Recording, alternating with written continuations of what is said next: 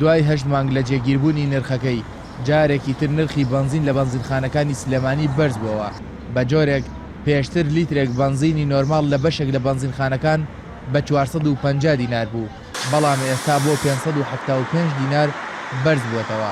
خاوەنی بنزینخانەکانیش هۆکارەکەی بۆ نەهاتنی بنزین لە ئێرانەوە و شەڕی داعش دەزانن.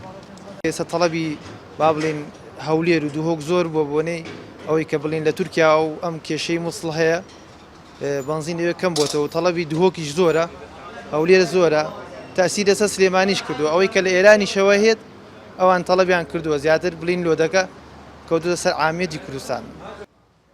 سەرەتای ئەمساڵ پارێزگاری سلێمانی مۆڵەتی دایە چەند کۆمپانیایەک بنزین هاوردە بکەن بەوەش نرخی بنزین بۆ خوار 500 دینار دابەزی.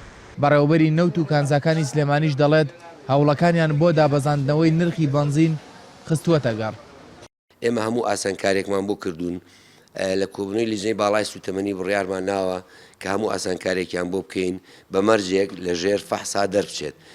هەر کاتێک ئەو پێداویستی کە لە پارێزگای سلێمانی هەیە زۆرە هەر کاتێک کۆمپانیەکان خۆیان دواکەوتن لە هێنانی لەو مەسافەیە بەرزبوونەوەیەک دروست دەبێت و کاتیە کە بنزین هات ناوهەرێمی کوردستان دابەزێتەوانێ.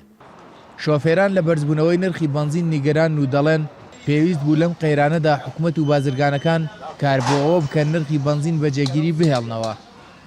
500 نەرجی خۆی بێت باشە 500 بۆ 400 نەر زیاتر زۆرە ڕۆژە بای 500 تێگەن بای 1000 ناکەین ڕۆژە بای دەی تێگەن بای 500 شەکەین مەترەفەکە دەری ناکاتەوە. ڕۆژانە پێداویستی شاری سلێمانی بۆ بنزین بە 2,300,000 لیتر خەمڵێنراوە لە ئێستاشدا بەهۆی نەهاتنی ئەو بڕەوە لە بنزینخانە ئەهلیەکاندا نرخ بەرز بووەتەوە. کارزان تارەقی ناوەڕتی سلێمانی.